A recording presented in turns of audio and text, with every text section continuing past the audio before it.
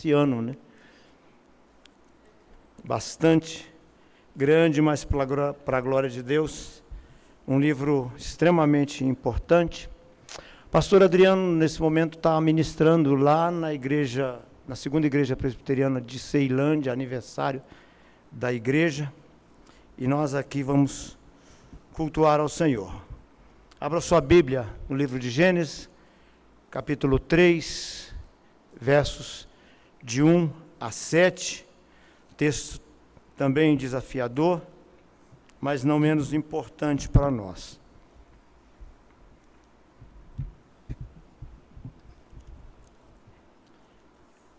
Gênesis capítulo 3, de 1 a 7, diz assim a palavra do Senhor. Mas a serpente, mais sagaz que todos os animais selváticos que o Senhor Deus tinha feito, disse à mulher: é assim que Deus disse: não comereis de toda a árvore do jardim? Respondeu-lhe a mulher: do fruto da árvore do jardim podemos comer.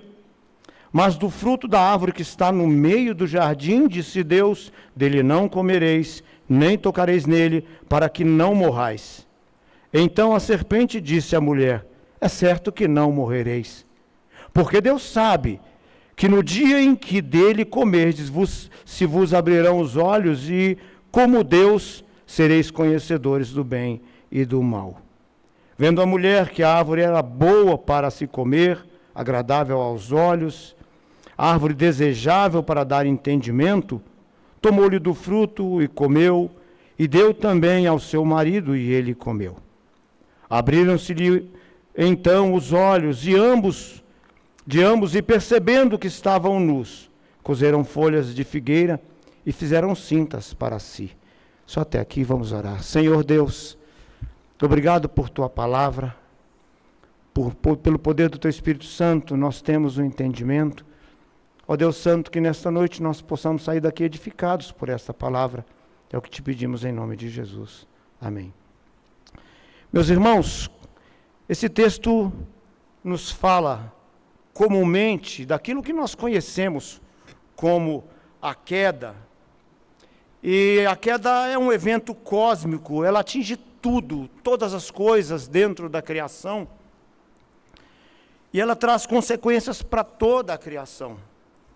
Então esse termo queda, nós não o encontramos na Bíblia. Nós vamos encontrar um termo chamado abarberite, que significa quebra do pacto ou quebra da aliança. Nós vamos encontrar um sinônimo chamando de pecado ou de morte. E nós vamos perceber que ele tem o mesmo significado. E o pastor Adriano começou no capítulo 1, no capítulo 2, falando acerca da criação.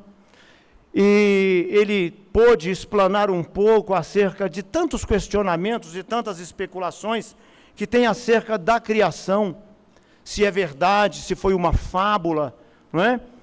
E nós vamos ver que quando se trata da queda também, não é muito diferente, fica a dúvida, é só uma história, isso realmente aconteceu no tempo, aconteceu no espaço? Então, há muitas especulações modernas sobre esse tempo, se foi real ou se foi fábula. E alguns detalhes que nós precisamos, antes de nós entrarmos nesse texto especificamente, é que Gênesis e a ciência moderna, ao que tudo indica, não falam a mesma língua. A discussão sobre a origem do universo, os seres criados, isso é muito antigo e, na verdade, perde relevância quando nós entendemos que Bíblia e ciência falam realmente de coisas diferentes. Quando Deus inspirou as Escrituras por meio de homens a escrever esse relato, ele deixa transparecer em Gênesis que ele não estava preocupado em explicar, em deixar claro quando tudo foi criado, né? E, na verdade, o Senhor, ele deixa claro que ele quem criou e por que criou. Ele criou com propósito, com objetivo, e não aprove ao Senhor, não desejou ao Senhor explicar quando isso foi criado. Se nós compreendermos essa perspectiva, né, nós teremos um coração e mente muito mais aquietados com relação à criação, com relação à história de Gênesis, com relação à história da queda.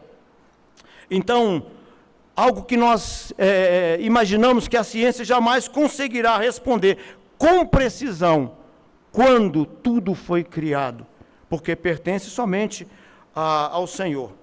Então, para compreender as Escrituras, para compreender a Bíblia, para a gente interpretar isso, né, da melhor maneira possível, né, nós devemos olhar a Escritura como um todo como uma grande história, ou como alguns chamam de uma metanarrativa, uma narrativa muito grande. E para que nós possamos entender todo esse relato, né? E nós precisamos entender, a gente já mencionou isso, que quando nós olhamos a Escritura como um todo, nós vamos perceber muito claramente 4 pontos fundamentais nas Escrituras, né? Que é a criação, ela fala muito bem disso, né? Ou seja, a origem do universo, de tudo que foi criado, né? Nós vamos encontrar, falando acerca da queda, ou do que foi que aconteceu, do que deu errado com o mundo, por que o mundo está tão deteriorado hoje. E nós vamos encontrar os aspectos da redenção. Como é que isso pode ser restaurado? Como tudo pode voltar ao que era antes, aquela pureza que era antes? E nós encontramos aspectos da consumação. Como será no final de tudo restaurado? Como é que essa história termina? Como é que tudo será renovado? Isso é uma certeza e nós encontramos isso nas Escrituras. E esse é o desafio de todo crente no Deus triuno, de compreender como se encaixa essa história e como que você se encaixa dentro dela, como que você se encontra dentro dessa narrativa. E é evidente que nós não teremos resposta para todas as coisas, e o próprio Deus fez com que não colocou todas as coisas. Então, para nós olharmos a história, não apenas da criação, mas da queda, nós precisamos compreender os distanciamentos que existem entre o texto, entre nossa cultura e a nossa cultura hoje. Como é que nós podemos interpretar dessa maneira? Nós temos distanciamento cultural, nós temos distanciamento linguístico, nós temos distanciamento cronológico, nós temos distanciamento contextual. E isso tudo faz com que nós olhemos ou interpretamos nem sempre da maneira como deveria ser interpretado. Mas Deus não nos deixou às escuras. Deus levantou homens que ao longo do tempo foram estudando, e um autor que ele é doutor nos estudos do Antigo Oriente Próximo, o Tramper Longman III, escreve muito acerca do Antigo Testamento. Ele diz assim, olha, um princípio importante de interpretação que temos de reconhecer é que nem todas as nossas perguntas podem ser respondidas. Portanto, quando nós olhamos Gênesis, nós não vamos encontrar todas as respostas. E ele diz, olha, por isso precisamos do trabalho de estudiosos que, com muito suor, estudaram não somente o hebraico, mas as línguas aparentadas do Antigo Testamento, né? O aramaico, o acádico, o ugarítico, o árabe, além do grego e do latim. Percebe que Deus nos deu homens que mergulharam para nos trazer um pouco mais de luz, para que nós pudéssemos enxergar um pouco mais longe e acomodar isso no nosso coração nesse tempo que nós vivemos. Então, o Tramper Longman diz assim, a Bíblia é a palavra de Deus e Gênesis é a pedra fundamental desse grande edifício literário. Por meio de Gênesis, compreendemos todo o restante das Escrituras. Nós vamos encontrar pontos de contato de Gênesis e Apocalipse, para ver como a Escritura como um todo dialoga os textos entre si, autores de diferentes épocas, mas nós vamos encontrar elementos para nos falar, olha, isso que aconteceu não foi fábula. A historicidade do livro de Gênesis, da queda, da criação, ela está demonstrada na própria Escritura, e quando nós acreditamos que a Escritura foi inspirada por Deus, nós temos elementos basilares para a gente poder se apoiar. Olha só, aí nós precisamos olhar alguns pressupostos que as Escrituras nos mostram. Primeiro, a historicidade de Adão e Eva, e também da queda, isso foi real. E como que nós aceitamos isso como real? Nós cremos na historicidade de Adão, de Eva, da queda. A Bíblia não deixa dúvida de que realmente aconteceu. Os autores do Novo Testamento aceitaram a historicidade literal de Adão e Eva. Os apóstolos de Jesus, a Bíblia mostra que Jesus e os apóstolos receberam essa história como sendo real, como sendo literal, como tendo acontecido. Olha o que o apóstolo Paulo nos fala acerca daquilo que ele entende, né? E ele aceita a historicidade de Gênesis, da queda, da criação, né? Mesmo os capítulos que tratam criação, da formação do homem e da queda. Paulo diz assim, olha, mas creio que, assim como a serpente enganou Eva com a sua astúcia, assim também seja corrompida a vossa mente e se aparte da simplicidade e da pureza devida somente a Cristo. Ele escreve isso escrevendo aos Coríntios, na segunda carta, no capítulo 2, verso 11. O apóstolo Paulo cria na historicidade das Escrituras do livro de Gênesis. Ele também diz assim, escrevendo a Timóteo, porque primeiro foi formado Adão, depois Eva, e Adão não foi iludido, mas a mulher, sendo enganada, caiu em transgressão. Mais uma demonstração de que ele acreditava nessa história como literal. Escrevendo aos Romanos, no capítulo 5, ele diz assim, portanto, assim como por um só homem entrou o pecado no mundo, e pelo pecado a morte, assim também a morte passou a todos os homens, porque todos pecaram. A Escritura nos traz o relato dessa historicidade. Ele ainda nos diz mais, no capítulo 5 de Romanos, pois assim como por uma só ofensa veio o juízo e sobre todos os homens para a condenação, assim também por um só ato de justiça veio a graça sobre todos os homens para a justificação que se dá vida.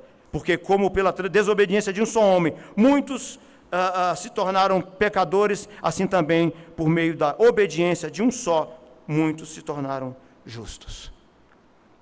Portanto, a discussão acerca se isso realmente aconteceu, não encontra amparo nas Escrituras, e nós cremos na Escritura como um todo. Nós compreendemos isso.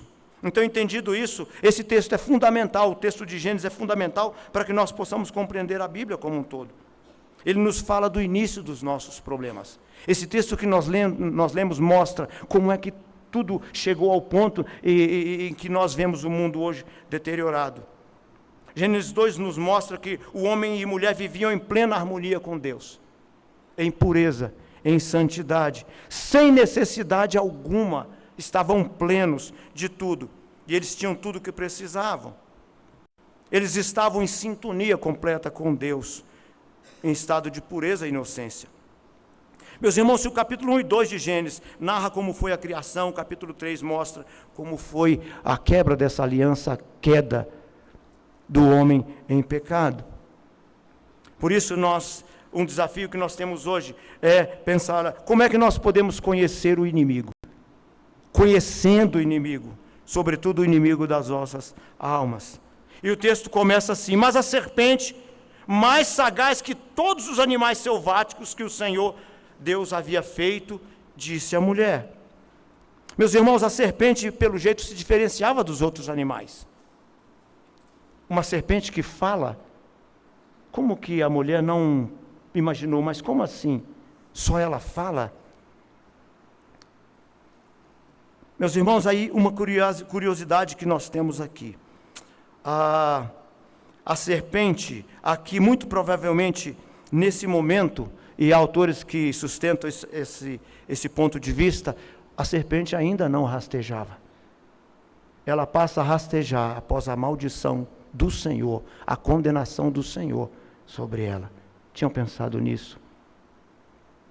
Meus irmãos, quando nós olhamos o pano de fundo da queda em Gênesis, não é? Nós vamos encontrar no capítulo anterior, no capítulo 2, versos 16 e 17, em que o Senhor disse assim, e o Senhor lhe deu esta ordem, de toda árvore do jardim não comerás livremente, mas da árvore do conhecimento do bem e do mal não comerás, porque no dia que dela comeres, certamente morrerá. Meus irmãos, Deus proíbe comer apenas de uma árvore, aquela que causará a morte por conta da desobediência. E se você olhar o texto no diálogo da mulher com a serpente diz assim, é assim que Deus disse, não comereis de toda a árvore do jardim? A serpente distorce as palavras de Deus. E outra coisa interessante, a serpente conhecia o que Deus havia dito para não fazer. Não apenas o homem e mulher, mas a serpente também sabia da proibição. Então Satanás, aqui ilustrado por uma serpente sagaz, criado bom, é difícil a gente pensar nisso, né? Que Satanás foi criado bom. Porque depois da criação, Deus disse, é muito bom, quando ele terminou toda a criação. Mas aquele ser criado bom, desejou em seu coração ser igual a Deus. E não satisfeito, ele deseja também que homem e mulher possam fazer isso. Então, homem e mulher, naquele tempo, tinham livre-arbítrio. Conseguiam decidir pecar ou não pecar. Portanto, nós vamos observar que, depois disso, essa capacidade, ou chamada livre-arbítrio, foi embora. Desaparece. Nenhum homem mais tem, porque ele está totalmente corrompido e os seus julgamentos não mais serão absolutamente livres. E nós pensamos, o que foi que deu errado? Como interpretar a realidade que nós estamos vivendo, que nós conhecemos bem? Como viver melhor nesse mundo? Essas perguntas estão há muito tempo na mente de muitos pensadores e filósofos. Como resolver o problema? Meus irmãos, não há dúvida de que nós estamos vivendo num mundo quebrado pelo pecado. Nós experimentamos isso todo dia, nós vemos isso todo dia na internet, na televisão. Todo o problema reside no coração do homem que desejou ser igual a Deus. Essa foi a proposta da serpente. Trempe Longman diz assim, olha, sem o livro de Gênesis não conseguimos entender a história da redenção. Sem considerar a queda, jamais saberemos por que esse mundo está tão deteriorado moralmente. Então é preciso que nós compreendamos a queda, compreendamos o pecado, compreendamos o que aconteceu, para que nós conseguimos entender por que nós vivemos no mundo mal. E a gente tem testemunho disso todos os dias. Basta ligar a televisão de manhã, em vários canais abertos, e você vai ver o que acontece no Brasil e no mundo. Portanto, quando nós olhamos o Salmo 119, verso 11, diz assim, guarda no coração as tuas palavras, para não pecar contra ti. A palavra do Senhor guardada no coração é o instrumento que nós temos para não pecar contra o Senhor. Quando nós nos esquecemos, e esses são 3 pontos que nós queremos trabalhar. Quando nós nos esquecemos o que Deus disse, nós nos deixamos enganar. Quando nós esquecemos o que Deus disse, desobedecemos e pecamos. E quando nós pecamos, sofremos as consequências. Quando nós esquecemos o que Deus disse, nos deixamos enganar. O ser humano esquece fácil das coisas. Eu me lembro quando criança, e imagino que vários irmãos passaram por essa experiência, a minha mãe dizia assim, Adelso, vá lá no mercado, ou na venda do Severino, e me traz um pacote de macarrão Madre Massas número 4. E você pegava aquele dinheiro e ia lá na mercearia ou no mercado. Quando chegava lá na mercearia ou no mercado, você falava, bom, seu Severino, eu vou voltar em casa porque eu me esqueci e daqui a pouco eu volto. E ainda tem a marca Madre Massas e tem número 4. Pode buscar até no Mercado Livre, viu, irmãos? Tinha acabado de ouvir. Para mostrar como nós esquecemos. Tem uma coisinha assim que a gente já ouviu, né? Do menininho que vai para a escola, e ele chega na escola, e aí tem um coleguinha dele que diz assim, você conhece o João? E ele disse, que João? Aquele que te deu um pescoção. Aí ele, aborrecido, vai para casa. No dia seguinte ele volta, o coleguinha faz a mesma pergunta, você conhece o João? Ele, que João? Aquele que te deu um safanão. Tantas são as vezes que se repete, ele fala para o pai dele, pai, olha, está acontecendo isso na escola. Todo dia ele me pergunta, você conhece o João? Eu digo, que João? Aquele que te deu um pescoção?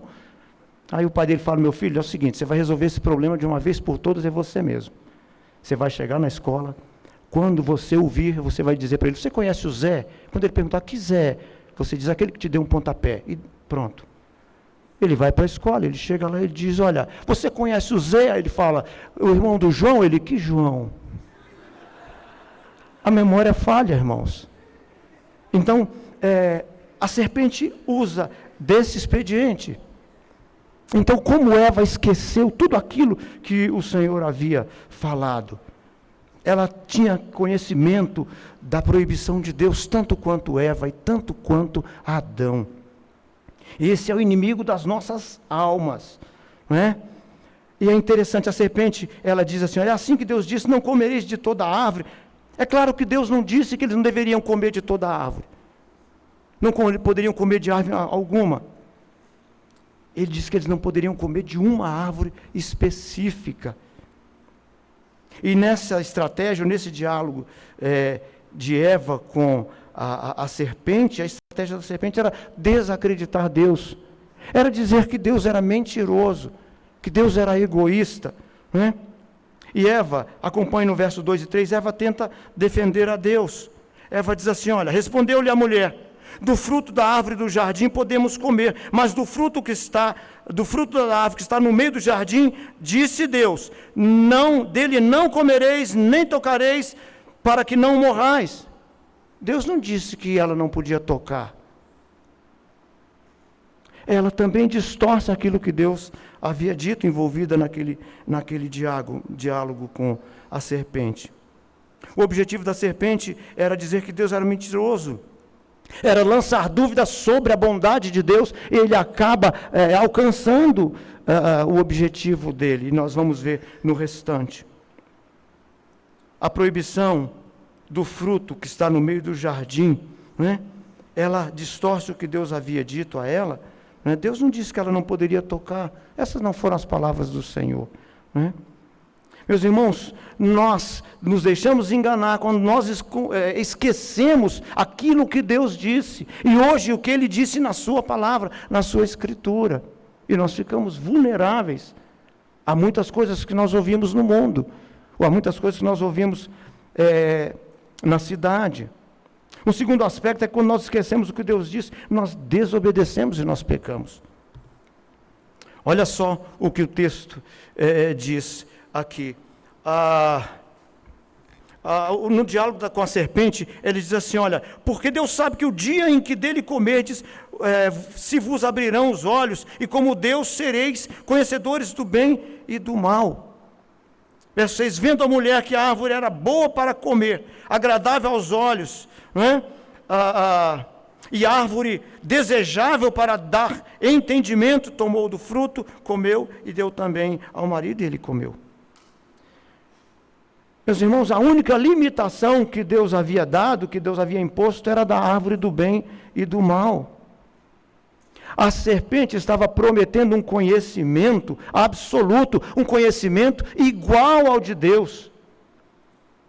E esse conhecimento é que encantou ali a mulher e provavelmente o seu marido que estava próximo. Tem um livro chamado O Silêncio de Adão, em que o Larry Crabb, ele traz essa perspectiva que Adão estava ali, do ladinho. Ele que havia feito o pacto com Deus, a responsabilidade de Deus de guardar a sua casa. Ele estaria preparado para ter esse diálogo com a serpente. Então, Eva distorce o que Deus disse, não é? E ela vai entrando naquela boa conversa ali com a serpente. A gente percebe ali o que a gente pode chamar de uma torpeza bilateral. A serpente tinha interesses, Eva também tinha interesse. A serpente queria destruir a boa criação de Deus. Eva queria ganhar o conhecimento do bem e do mal, um conhecimento absoluto. E o que fez brilhar os olhos, e sereis como Deus. Esse foi o erro, né? A tentação não veio somente de fora, mas também de dentro do coração. Esse é o nosso problema hoje. Vigiar o próprio coração. Eu já disse isso aqui, eu acho muito legal, quem ouvi pela primeira vez pela boca do reverendo Weber Júnior, que Satanás trabalha com capital emprestado, ele não tem capital próprio. Ele é usurpador, ele mente, ele não tem capital, ele não tem nada, mas ele trabalha também com o coração humano. Por isso, vigiar o próprio coração. Aqui nós vemos uma questão de satisfação. Aquele casal tinha tudo o que eles precisavam. Eles tinham boa harmonia com o Senhor. Eles tinham bom alimento. Eles tinham tudo o que necessitavam. Eles tinham harmonia entre si. Mas eles não estavam satisfeitos. Homem e mulher deixaram o seu conselheiro para procurar um outro conselheiro ou aceitar as sugestões de um outro conselheiro. Eu gosto muito, os irmãos sabem, uma boa parte dos irmãos sabem que eu gosto de fazer analogias com filmes ou com desenhos animados, né? E a DreamWorks fez aquele desenho Sem Floresta. Não sei se muitos irmãos certamente viram aquele desenho. E ele nos oferece alguns detalhes importantes e muito legais. Para aqueles que se lembram do desenho Sem Florestas, alguns personagens, né? Aquele guaxininho, o RJ, espertalhão, o Vincent, aquele urso bravo que estava dormindo, né? O Verde, aquela tartaruguinha que era muito desconfiada, que a sua caudinha tremia quando alguma coisa não cheirava muito bem. E a animação começa com o RJ tentando roubar um salgadinho numa máquina, usando ali um ganchinho com a cabecinha de dinossauro, e ele não consegue. E aí ele vê a caverna do Vincent, e ele tem ideia. Então ele vai lá, joga uma vara de pescar, e enrola, e sobe até a caverna. Quando ele entra, ele vê aquele montão de comida. Ele não precisou trabalhar. E aí ele vai andando, o urso estava hibernando, não é? Então, não sei como ele fez isso, né, no desenho animado, mas ele pega uma raquete, ele bateu uma raquete com a bolinha, pendura num galho, ele pula, ele pega toda a comida. Na hora da saída, que ele olha para o urso estava com um potinho de batatitas. Ele pensa na comida e pensa em ir embora, mas não resiste. Ele tinha que pegar o último objeto, o pacote de batatitas. E ele pega, mas aí ele não está satisfeito em apenas pegar. Ele resolve abrir. E no tss, o Vincent acorda. E ele diz: RJ, não acredito que você me acordou uma semana antes da minha hibernação para roubar a minha comida. E ele é esperto, ele diz: olha, tecnicamente eu não roubei, ainda está aqui dentro da caverna. Só que ele esbarra e cai lá embaixo, depois do caminhão. Nós temos essa figura enganadora naquela perspectiva. A arte tentando imitar a vida. E o filme vai se desenvolver ele tentando enganar um grupo de animais que estão na selva, num jardim. E lá eles usavam o ano todo, 274 dias, para encontrar comida. Aí ele chega lá e diz: olha, vocês podem conseguir com uma semana tudo e mais um pouco.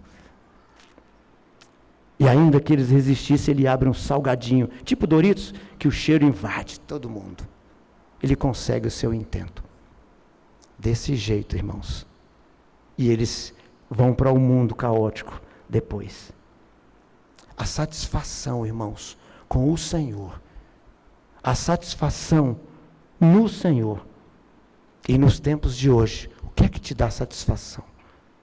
O que é que te preenche? O que faz com que você possa ouvir outro conselheiro? Esse é o nosso desafio. Esse texto nos mostra que nós devemos encontrar satisfação no Senhor. Se o coração de Eva tilintou quando ouviu e sereis como Deus, o que é que faz no seu coração, faz o seu coração tilintar? A essência da tentação era essa: sereis como Deus. E o texto nos mostra que eles pecaram, né? O texto diz: vendo a mulher que a árvore era boa para se comer, agradável aos olhos e desejável para dar entendimento, tomou do fruto, comeu e deu ao seu marido. As consequências nós conhecemos na Escritura. Desgraça total. Deus disse que a morte seria certa. E houve morte espiritual. A partir de então, não compreendiam mais o seu Senhor. A partir de então, não havia mais relacionamento entre eles e Deus. O relacionamento entre homem e mulher deteriorou. A partir dali, competição o tempo todo. Nós percebemos tudo o que aconteceu, as consequências do pecado. A relação deteriorou com o meio ambiente, com relação a Deus, com relação à companheira, e passou a ser baseado em disputas. E mais, o texto nos mostra que eles passam por uma crise de culpa, crise de vergonha. Olha o que diz o verso de número 7. Abriram-se os olhos de ambos, e percebendo que estavam nus, coseram folhas de figueira, e fizeram cintas para si. Meus irmãos, a queda desgraçou tudo, e ali eles pensaram, é preciso encontrar redenção. Eu preciso de redenção. E como eu encontro redenção? Então eu faço por mim mesmo a redenção. Eu vou coser folhas de figueira e eu vou esconder a minha nudez e a minha vergonha.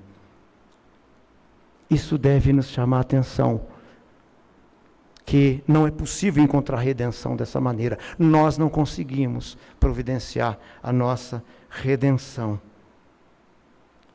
O que Deus havia dito é que eles morreriam. No verso 1 do capítulo, no capítulo 21, verso 29, Deus diz assim, olha, eis que vos tenho dado todas as ervas que dão frutos e semente, se acham na superfície de toda a terra, e todas as árvores que dão fruto e dê sementes, isso vos será por mantimento. Eles tinham tudo, mas eles não se satisfizeram. Aquilo que a serpente mostrou e que ela achou agradável à vista, Deus já tinha dito isso, que toda árvore no capítulo 2, verso 8 e 9, ele diz assim, plantou o Senhor um jardim no Éden, na direção do Oriente, e pôs nele o homem que havia formado, do solo fez o Senhor Deus brotar toda sorte de árvores agradáveis à vista e boas para alimento. O que isso que Deus fez tinha de diferença daquilo que a serpente prometeu e ofereceu? Meus irmãos, a serpente estava vendendo a Eva uma mentira bem atraente, cruel, que era de autonomia, de autossuficiência. Se nós olharmos o ser humano hoje em dia, nós tentamos o tempo todo fazer folhas de figueira para resolver o problema. Nós tentamos o tempo todo hoje dar o nosso jeito. Nós tentamos o tempo todo hoje ter autonomia, autossuficiência, quando a suficiência só vem do Senhor Jesus. Isso deve fazer com que nós meditemos, que nós entendamos que só pode vir do Senhor. As consequências da queda vieram, os olhos foram abertos, mas, lamentavelmente, tudo mudou com a entrada do pecado, com o ato de rebelião. Nós entendemos Gênesis, nós entendemos a queda, nós entendemos tudo o que aconteceu. E aqui nós temos como observar e vendo nos nossos dias de hoje como que o pecado degenerou cada pensamento, cada desejo, cada palavra. Às vezes a gente não se entende, a gente escreve uma coisa, o outro lê outra. Isso gera um sentimento ruim. Percebe que tudo isso não é apenas porque alguém estava mal-humorado, alguém escreveu isso, ou mesmo com boas intenções escreveu e eu não entendi bem, e gera um sentimento ruim. Meus irmãos, a gênese disso está lá atrás. O coração não consegue mais fazer a leitura, os nossos olhos não conseguem enxergar perfeitamente as coisas. Após a queda, num instante, o medo e a culpa, a vergonha, tornam-se o padrão de experiência humana. Nos dias de hoje, nós ainda temos medo, vergonha, culpa. De onde vem? Por que esses sentimentos? Por que os sofrimentos? Então, nós precisamos entender que a origem disso está lá atrás. O pecado degenerou tudo. Então, diante do mundo devastado pelo pecado, a graça se manifesta. Eu tinha pensado antes no tema dessa mensagem, né? A graça em meio ao pecado, mas eu teria que avançar mais no texto, e eu falei, eu não vou avançar, porque esse texto já é bastante rico em si. Esse capítulo é bastante rico. E aí eu queria que nós pudéssemos pensar, diante desse mundo devastado pelo pecado, Deus estabelece o seu plano. Uma redenção que não seria feita com folhas de figueira. Não a redenção que homem e mulher planejaram para si. Porque não tirou a vergonha, tanto que permaneceram escondendo-se de Deus. Por medo, por vergonha, por sentimento de culpa. Desde o momento da queda, Deus controlara tudo o que seria necessário para consertar o que havia sido danificado. Ele mandaria, no momento certo, aquele que faria vestimentas de justiça, que não seriam folhas de figueira. Eu queria concluir, meus irmãos, com algumas aplicações para nós. Quando nós olhamos as Escrituras como um todo, quando nós olhamos essa narrativa do capítulo 1, capítulo 2, da criação, da boa criação de Deus, da queda, e é interessante nós pensarmos que as Escrituras trazem a criação no capítulo 2, a queda no capítulo 3, e todo o restante falando de redenção, inclusive em Apocalipse. Já pensaram nisso? Apenas esses 3 capítulos, e apenas um capítulo ocupa da queda. E o Senhor traz a redenção em todo o restante da narrativa. A Bíblia nos ensina que nós somos salvos pela graça, e às vezes racionalmente a gente entende bem isso. O difícil é nós aplicarmos isso ao coração. Entender que nós somos salvos pela graça, como nos diz o apóstolo Paulo, escrevendo aos Efésios, no capítulo 2, verso 8 e 9. E ele diz que pela graça sois salvos mediante a fé, e isto não vem de vós, é dom de Deus, para que ninguém se glorie, para que nós não tentemos fazer folhas de figueira e dizer, eu consigo resolver o meu problema, eu consigo resolver a minha vergonha. Nós vivemos pela graça todo o tempo. Deus continua nos amando, mas agora não somos mais pelos nossos méritos, pela folha de figueira, mas pelos méritos de Cristo Jesus. Consegue perceber a graça em meu pecado? Consegue perceber? O que nos salva não são as roupas feitas por folhas de figueira, mas aquela justiça de Cristo que nos cobre de maneira plena e cabal. Quando nós cremos nele, no seu sacrifício na cruz. Nós ainda somos pessoas imperfeitas, irmãos, enquanto vivemos nesse mundo despedaçado pelo pecado. Mas nós temos uma boa notícia. E a boa nova, a boa notícia é que Deus não se esqueceu, não nos esqueceu, não se esqueceu ou perdeu interesse na humanidade.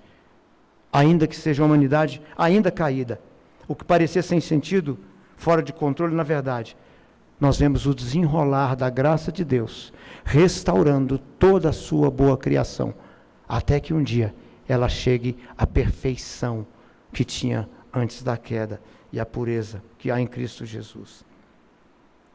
Nós fomos, meus irmãos, sempre alimentados com a ideia de que nós conseguimos resolver as coisas. Nós podemos fazer as nossas folhas de figueira, mas a nossa necessidade, meus irmãos, não é de folha de figueira, não é de conhecimento do bem e do mal. Nós precisamos mais do que isso, mais do que folhas de figueira confeccionadas por nós mesmos. Nós precisamos de resgate, e só um é capaz de fazer, só o Senhor Jesus. Percebe que o mundo tenta novamente falar aos nossos ouvidos que nós podemos ser como Deus. Qualquer coisa inferior ao resgate que Cristo nos dá é refúgio, deve ser refúgio para nós. Isso não tratará o que de errado houve conosco e com a criação. Nós fomos criados para ser dependentes do Senhor. Não temos autossuficiência, não temos autonomia, não temos livre-arbítrio, porque toda a nossa capacidade de julgar está maculada pelo pecado, e as nossas avaliações são equivocadas, muitas vezes. Nós erramos na leitura de um contrato, nós erramos nos planos que nós fazemos, tanto que nós temos que refazer. Isso mostra que nós não conseguimos fazer uma leitura livre absolutamente. Ela é sempre maculada pelo pecado. Nós fomos projetados para estarmos em submissão diária ao Senhor, ao senhorio de Cristo Jesus.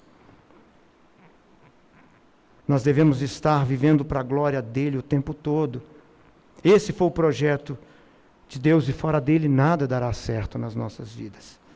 Nosso problema mais profundo é buscarmos encontrar a nossa identidade fora da história da redenção, fora de Cristo Jesus, fora daquilo que Deus planejou.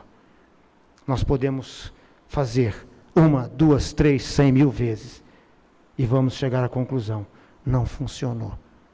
Porque só há uma maneira de obter justiça, é a justiça de Cristo.